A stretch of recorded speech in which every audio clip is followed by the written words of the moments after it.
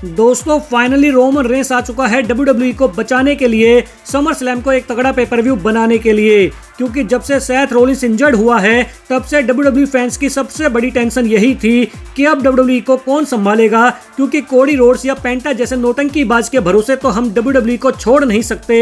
दोस्तों अगर हम बात करें पेंटा की तो मुझे ये समझ में नहीं आता कि WWE कोई भी वर्ल्ड चैंपियनशिप का टूर्नामेंट होता है तो उसमें इस नौटंकीबाज को क्यों घुसेड़ देती है। इसका फायदा क्या है, ये किसी भी एंगल से तगड़ा नहीं लगता, ये किसी भी एंगल से वर्ल्ड चैंपियनशिप मटेरियल नहीं लगता। ये क्रूजर वेट सुपरस्टार है, इसको 24/7 चैंपियनशिप देकर साइड करो और कहो कि जा पिछवाड़ा मटका के नाचता रहे, क्योंकि इसको यही सब नौटंकीबाजी करनी आती है। मतलब ब्रॉन ब्रेकर और Bronson read night of champions में सीएम पंक और जॉन सीना के ऊपर जब अटैक कर रहे थे उस टाइम ये नौटंकीबाज उनको बचाने के लिए छमियों की तरह मटकता हुआ आ रहा था। इसके अलावा दोस्तों अगर हम बात करें कोडी रोड्स की तो देखो थोड़ा बहुत रोस्टिंग करना जरूरी है, क्योंकि आज के टाइम में WWE किसी भी एंगल से तगड़ी नहीं चल रही।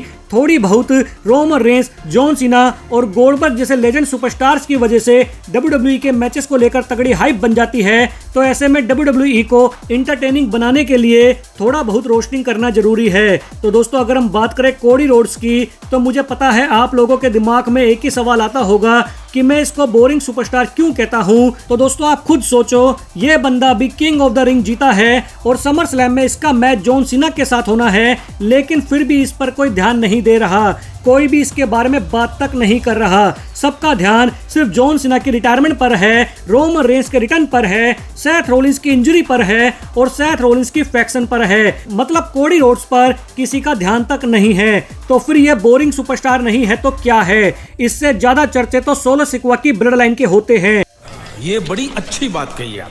इसके अलावा दोस्तों मैंने एक वीडियो में ब्रॉन ब्रेकर को छुटकू कहा था, तो कुछ लोग कह रहे थे कि यह छुटकू नहीं है, काफी तगड़ा सुपरस्टार है। तो देखो आज के टाइम के सुपरस्टार्स के हिसाब से देखा जाए तो ब्रॉन ब्रेकर तगड़ा है, लेकिन इसकी तुलना हम गोल्डबर्ग, ब्रॉक लेसनर या फिर रोमन रेंस जैसे सुपरस्टार से नहीं कर सकते, क्योंकि यह हाइट में काफी छोटा है। दोस्तों आप खुद देखो आज की मंडे नाइट रो में गुंथर के सामने यह काफी छोटा और हल्का लग रहा था, जबकि इसने काफी लंबी हील वाले जूते पहने हैं। मतलब गोल्डबर्ग बुढ़ापे में भी गुंथर के सामने इतना हल्का नहीं लग रहा था, जबकि बुढ़ापे में तो किसी भी इंसान का शरीर जवानी के मुकाबले थोड़ा ढल जाता है, लेकिन ब्रॉन ब्रेकर तो जवानी में भी गुंथर के सामने काफी हल्का नजर आ रहा है। लेकिन फिर भी दोस्तों हम ये कह सकते हैं कि ब्रॉन ब्रेकर आज के टाइम के सुपरस्टार्स के हिसाब से देखा जाए तो तगड़ा है। इसके अलावा दोस्तों आज की मंडे नाइट रो में तो रोमन रेंस ने काफी तहलका मचा दिया, ब्रॉन्सन रीड को समोन ड्रॉप लगा के ऐसे उठा के फेंका कि उसकी अक्ल ठिकाने लग गई होगी।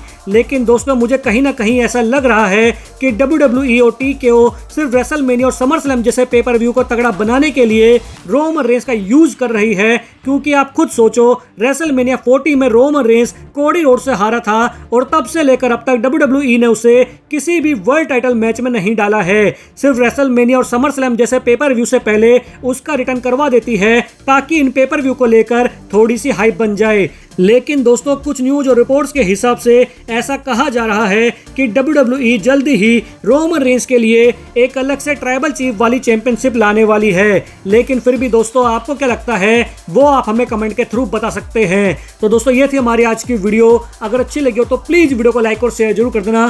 फिर मिलते हैं आपसे नेक्स्ट वीडियो में।